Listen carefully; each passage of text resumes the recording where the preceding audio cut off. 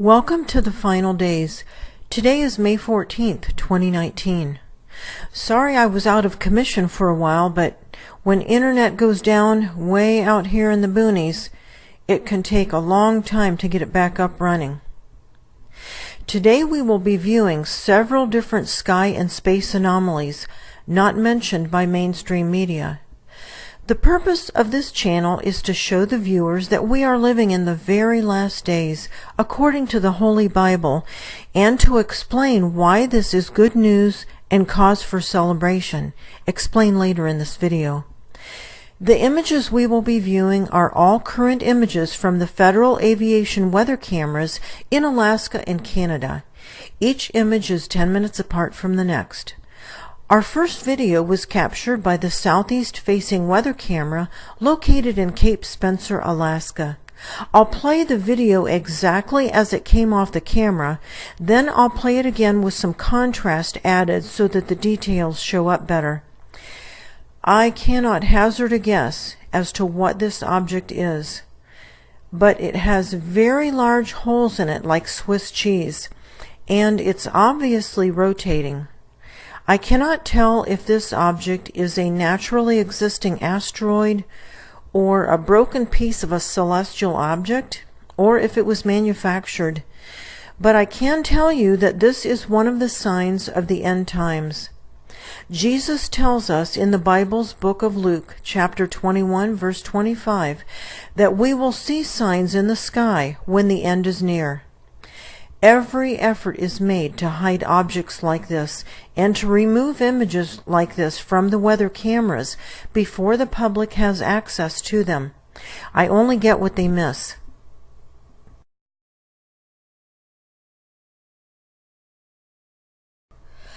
On May 1st, the sun rose at 5:26 a.m. from the perspective of the east-facing weather camera in Point Lay, Alaska. Essentially, in this image we are viewing, the sun has been up for over 3 hours and is somewhere within the large area of glare. In the same photo, something else has just risen within the past 30 minutes. Remember the size of this small blue orb as we go through these images. Here is the size of the real sun. As you can see, using size comparison between these two images, which are a half hour apart, the small bluish ball in the first photo was not the sun. This is another sign of the last days. This video from May 1st from the east-facing camera in Chandler Shelf, Alaska, shows two large celestial orbs, very blurred by technology. The technology is in place to blur and fade these celestial objects from view. Untold trillions have been spent on the technology to hide this inbound planetary system, which has brought with it a dark nebula into our solar system. This nebula can be viewed on my April 15 video and several other previous videos. The reason that trillions have been spent to hide this celestial system is because the enemies of Christ do not want you to know how close we are to the end. The enemies of Christ do not want you to turn your life over to Christ while you still have time. Instructions are at the end of this video telling you how to accept Christ into your life. This is the same camera 12 days later, on May 13th. In the first frame, NASA's equipment, discussed later, emits a black beam in preparation for an eclipse. We can see the faint, fuzzy outline of a large celestial orb just to the right of the sun. Dr. Claudia Albers, an astrophysicist with a YouTube channel, says that there are many of these orbs in our solar system and that most of them are stellar cores, which are low-mass, burned-out stars that siphon energy from our sun as they pass by it. Every day these objects pass between the Earth and the sun, causing multiple solar eclipses. The reason we don't see these eclipses is because NASA's manufactured light, with the black dot, passes in front of these objects while the real sun passes behind. NASA launched a very bright light out away from the Earth's surface, which tracks in perfect synchronization with our sun. This equipment shows up as a black dot if the viewer or camera is directly facing the equipment. This is why the black dot is not always visible. This black dot equipment casts a reflection upon the water's surface, as seen from yesterday's image from the northeast facing camera in Sisters Island, Alaska. This black dot equipment is capable of producing a circular glare thousands of miles in diameter in order to hide celestial objects between the Earth and the Sun. Even though the glare can be thousands of miles in diameter, the equipment producing that glare is tiny enough to completely disappear behind a thin flagpole and even a tiny bird feeder post.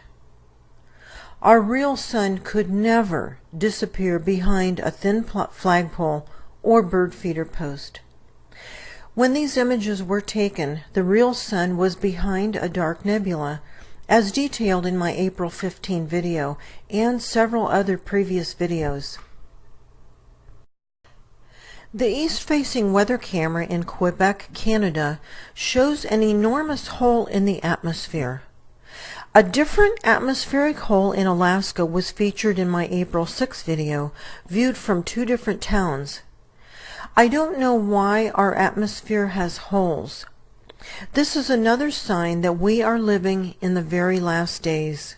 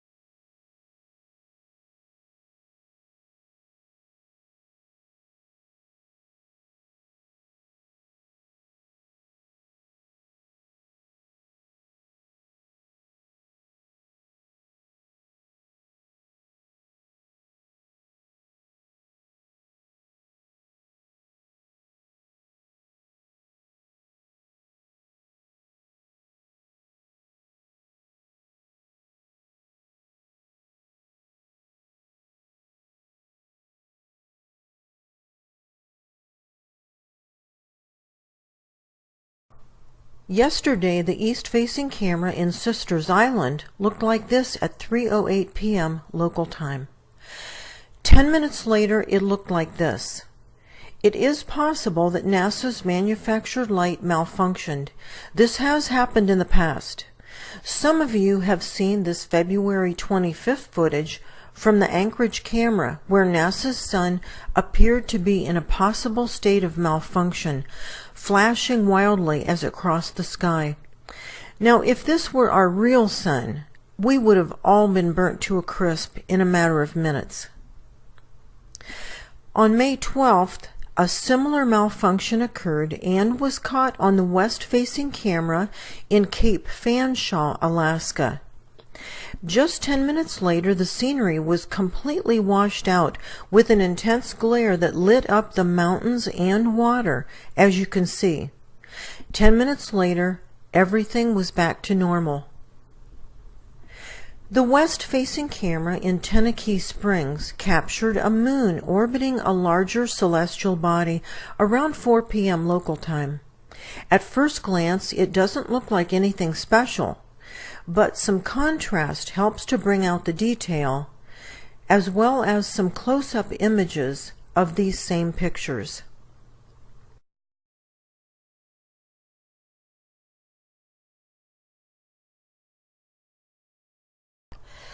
The west-facing camera in Thorn Bay, Alaska, captured a large sphere that seems to change colors.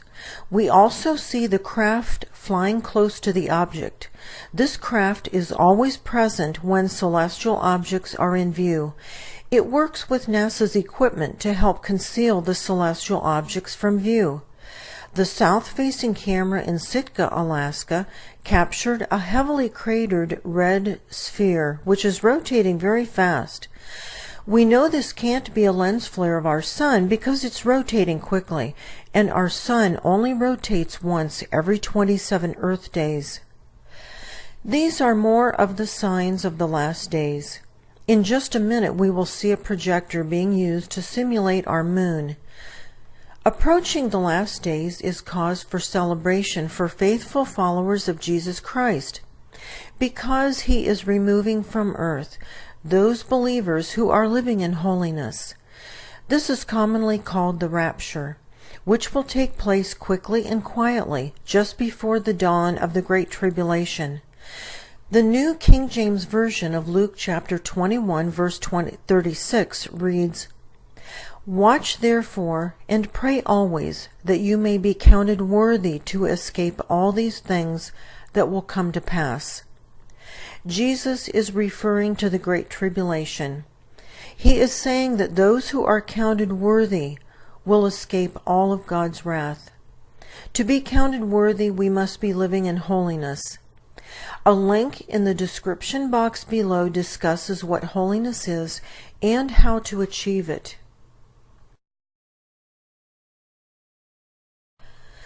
The west-facing camera in Chilkat, Alaska, begins at nearly 1:30 in the morning, local time.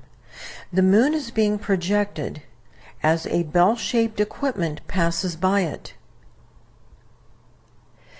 Here is a better view of the same thing taken from the south-facing camera in Harris River Pass, Alaska. As the moon appears to be traveling across the nighttime sky, a bell-shaped projector carefully travels at the same speed, passing the moon as it projects the moon. It is possible that the moon is being eclipsed by a celestial object, requiring projection to make it appear unchanged. The yellow crescent begins on the left side of the moon. As the moon crosses the sky, the yellow crescent actually ends up on the right side of the moon. This is not natural.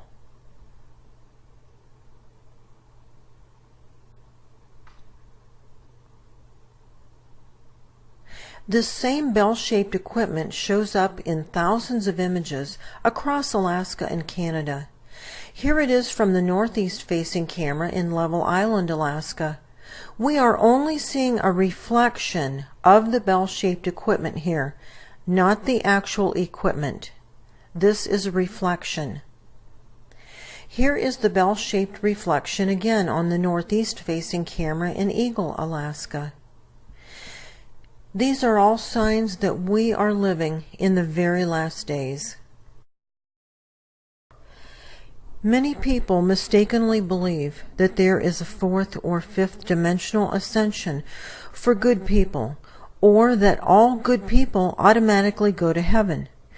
This is a lie from the demonic realm.